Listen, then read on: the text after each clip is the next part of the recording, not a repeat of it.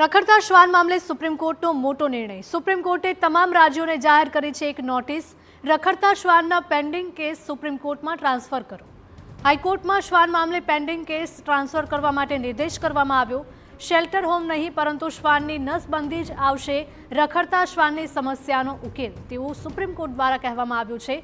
કોર્ટે સ્પષ્ટપણે કહ્યું છે કે અમે અગાઉના નિર્ણય અને આદેશમાં કેટલાક સુધારા કરી રહ્યા છીએ અને હવે આ દિલ્હી એનસીઆર વિસ્તારો સાથે સમગ્ર દેશમાં આદેશને લાગુ કરવામાં આવશે।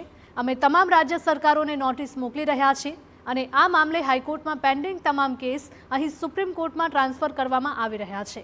સુપ્રીમ કોર્ટે દિલ્હી એનસીઆરના વિસ્તારોમાંથી રખડતા કૂતરાઓને પકડીને તેમને આશ્રય ગૃહોમાં રાખવાના આદેશ પર આંશિક રીતે રોક લગાવી દીધી છે। સુપ્રીમ કોર્ટે તમામ રાજ્યોને નોટિસ જારી કરીને તેમનો જવાબ માંગ્યો છે। કોર્ટે એમ પણ કહ્યું છે કે પકડાયેલા કૂતરાઓને છોડી દેવા જોઈએ। ન્યાયાધીશ વિક્રમનાથ, સંદીપ મહેતા અને એનવી અંજારિયાની બેન્ચે કહ્યું કે આ એક વચગાળાનો આદેશ છે।